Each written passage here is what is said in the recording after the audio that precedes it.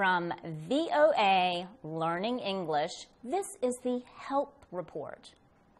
Researchers want new efforts to stop polio in countries where the disease never seems to disappear. They made the appeal in the publication PLOS Medicine.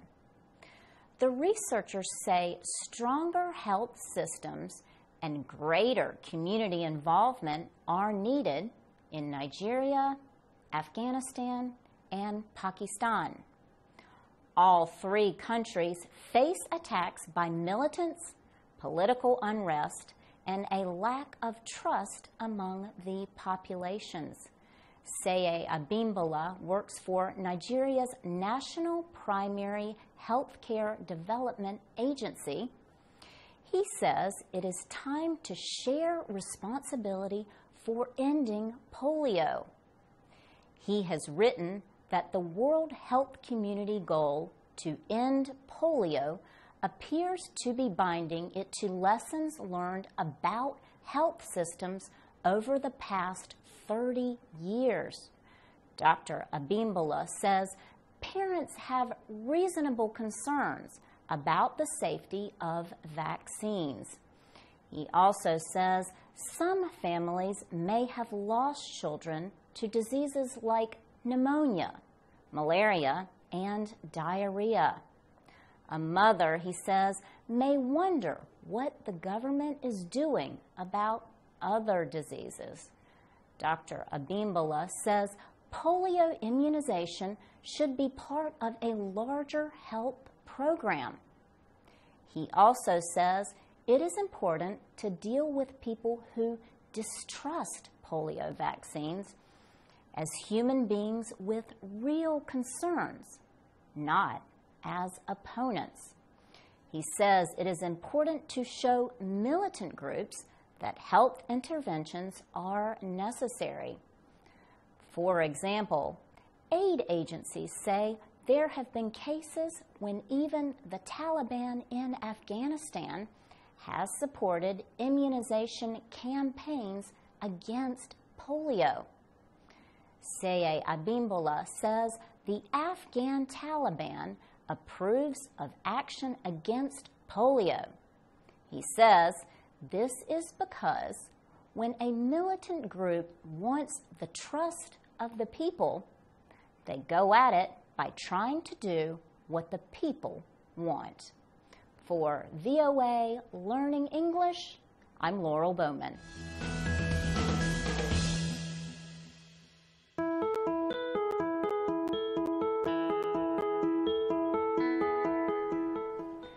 From VOA Learning English, this is the Health Report. Some kinds of mental skills naturally decrease as people get older. Yet, research seems to show that some training can improve such skills. A recent study also appears to show that the good effects of training can last for many years after that training has ended. Researchers at Johns Hopkins University in Maryland wanted to learn how long memory and thinking skills would last in older people who trained to keep them. The people were part of a 10-year research project.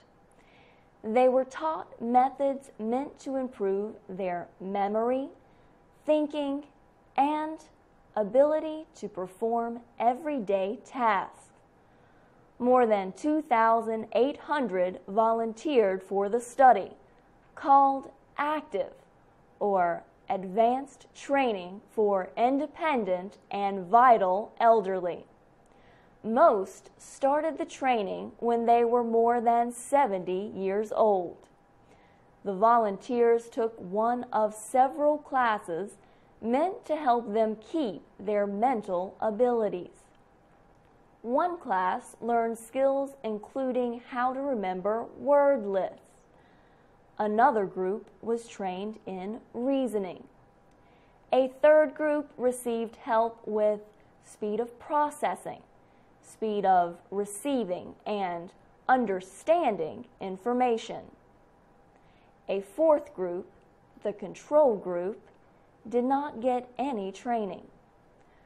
Earlier results had established that the training helped for up to 5 years. Lead researcher George Reebok now says the training continued to be effective a full 10 years later. The research team found that the people trained in reasoning and speed of processing did better on test than the control group. The effect on memory seemed not to last as long. Still, people who took part in any of the 3 classes generally reported fewer problems in daily activities than the control group. For VOA Learning English, I'm Carla Babb.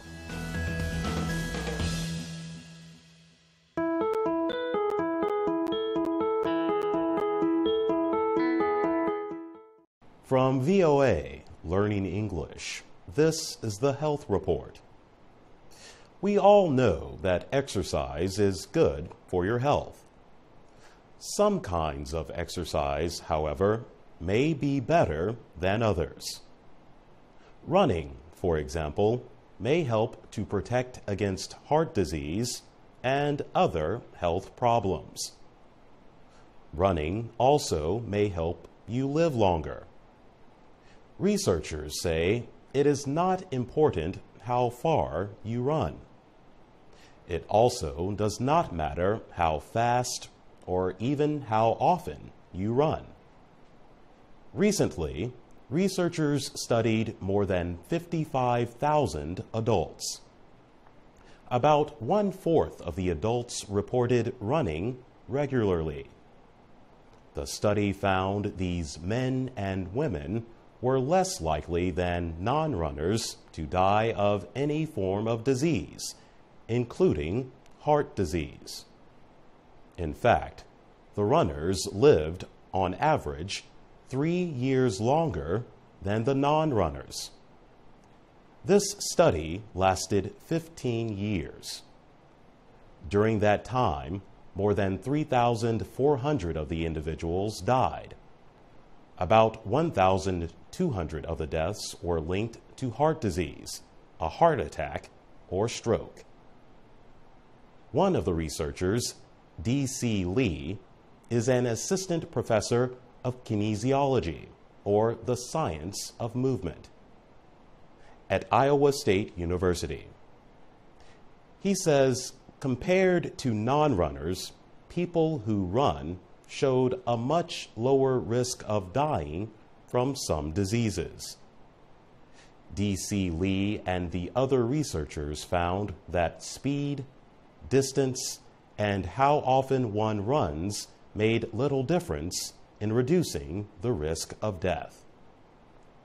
Mr. Lee says slower runners and those who only ran once or twice a week were helped nearly as much as those who ran faster and farther. To stay healthy, doctors suggest that adults up to age 65 perform 150 minutes of moderate exercise every week. They say these adults need 75 minutes of running and other vigorous exercise each week for good health. For VOA Learning English, I'm Jonathan Evans.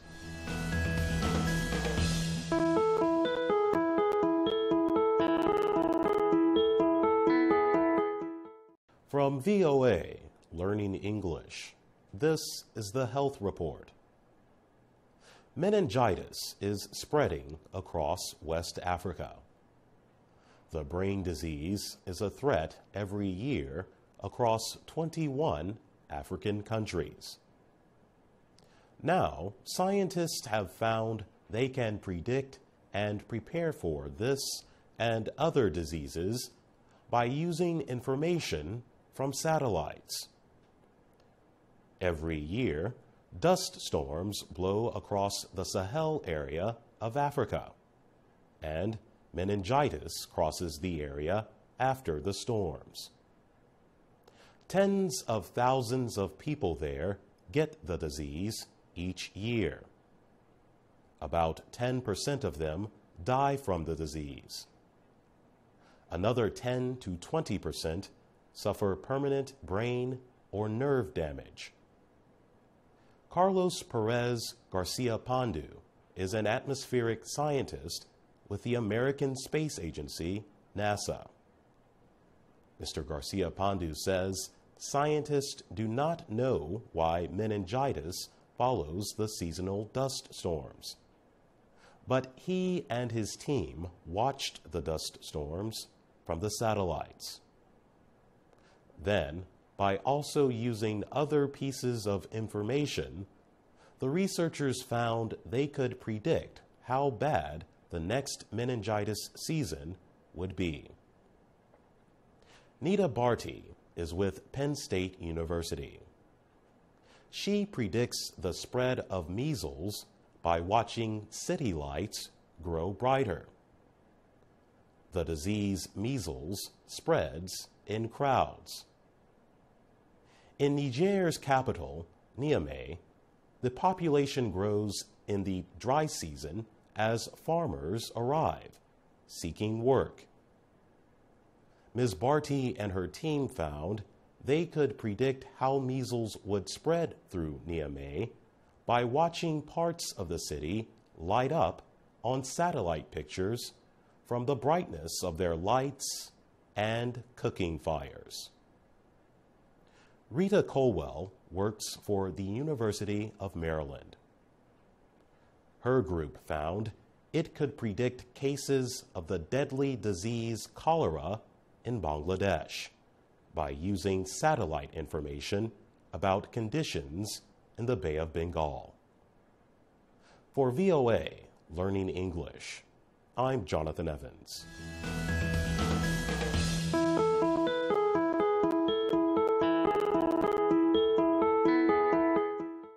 From VOA Learning English, this is the Health Report. American researchers say contact with rhythm may help people with neurological diseases lead a better life. The researchers reported the finding after they carried out experiments with a famous rock and roll musician. Scientists say timing has a major influence on how the human brain works. And when the timing is off, so is the processing of information. The new study was the work of researchers at the University of California, San Francisco. They examined the brain of Mickey Hart. He is a former member of the rock group The Grateful Dead. For the study, he was asked to play electronic drums as part of a computer game. The experiments combined neuroscience with modern technology, gaming, and the virtual world. Mickey Hart wore sensor devices on his head as he played the drums. In another room, scientists watched how his brain reacted to the orderly beat or rhythm. They watched how his eyes moved.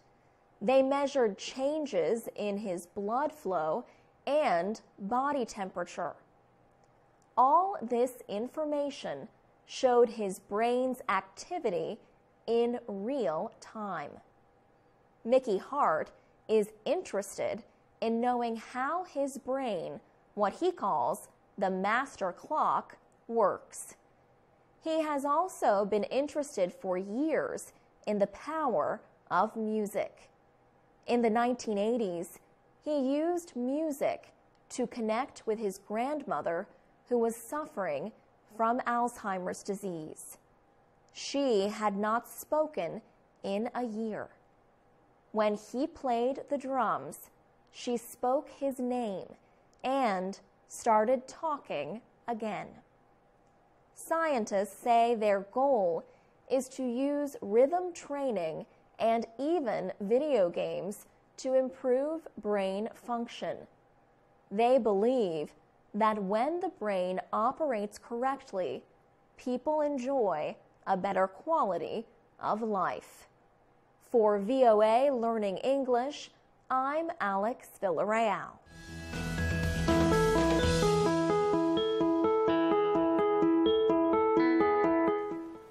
From VOA Learning English, this is the Health Report. Autism spectrum disorder is a developmental disability. People with autism have trouble communicating and with social skills. They also might repeat some behaviors and not want change in their daily activities. Some people with the condition need a lot of help. U.S. government officials say autism affects 1 in every 68 children in the United States. But the number of cases appears to be growing. Common signs of autism include trouble making eye contact and a delay in learning how to speak. Some people with severe autism never learn how to talk. Doctors have learned how to recognize autism, but much is still unknown about its causes. Researchers at Harvard University have come closer to finding answers. They found that women exposed to the highest levels of a kind of air pollution are 2 times more likely to give birth to a child with autism. Mark Weisskopf led the Harvard researchers. They studied women who were in the later part of their pregnancies. In all, they examined medical records from all 50 U.S. states for about 116,000 mothers and their children. The study found that the women who were around high levels of fine particulate matter air pollution were at the highest risk of having an autistic child. They found the risk was only when the mother was pregnant, not before or after the child was born. Mark Weisskopf says this finding does not prove there is a direct link between pollution and autism. But he adds it has increased his team's belief that there is a relationship between the two. Autism is believed to result from a combination of environmental and genetic factors. For VOA Learning English, I'm Carolyn Presutti.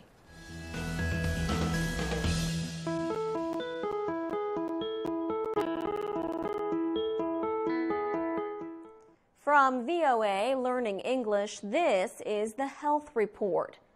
The sound of a mosquito can mean trouble in many parts of the world, but the bite of a mosquito can sometimes kill. The flying insect can carry diseases like malaria. The World Health Organization estimates that almost 630,000 people died in 2012 from malaria and causes linked to the disease. Most of these deaths were in African countries south of the Sahara Desert. In the United States, scientists are seeking ways to fight malaria. The University of California, Riverside is working to develop a more effective and less costly product to protect people from mosquitoes. Scientists there are investigating the sense of smell in mosquitoes. They found the insects use the same receptor to identify carbon dioxide in human breath and to smell our skin. Ananda Sankar Ray is leading the investigation. He says scientists tested more than 1 million chemical compounds until they found a substance that blocks the mosquito's receptor. The substance is called ethyl pyruvate. He says they found that hungry mosquitoes showed no interest in attacking a human arm because only a few of them could smell it. Genevieve Tukes was a member of the research team. She says it was not easy to find the neurons or nerve cells that recognize both the smell of human breath and skin. The scientists use special instruments to identify the signals that a mosquito's neurons send to its brain when it finds an interesting smell. Ananda Sankar Ray says a product based on ethyl pyruvate may cost less than the most effective treatment now in use. That treatment, called DEET, is too costly for most people in areas affected by malaria. For VOA Learning English, I'm Alex Villarreal.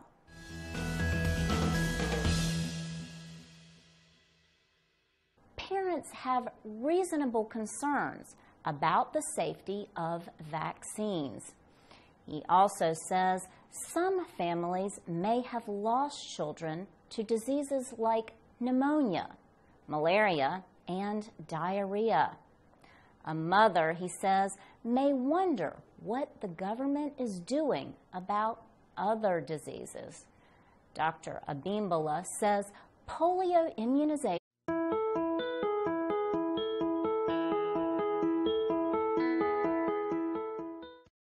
From VOA Learning English, this is the Help Report. Researchers want new efforts to stop polio in countries where the disease never seems to disappear. They made the appeal in the publication PLOS Medicine, Primary Healthcare Development Agency. He says it is time to share responsibility for ending polio. He has written that the World Health Community goal to end polio appears to be binding it to lessons learned about health systems over the past 30 years. Dr. Abimbola says the researchers say stronger health systems and greater community involvement are needed in Nigeria, Afghanistan, and Pakistan. All three countries face attacks by militants, political unrest, and a lack of trust among the populations. Seye Abimbola works for Nigeria's national nation should be part of a larger help program. He also says it is important to deal with people who distrust polio vaccines as human beings with real concerns, not as opponents. He says it is important to show militant groups that health interventions are necessary. For example,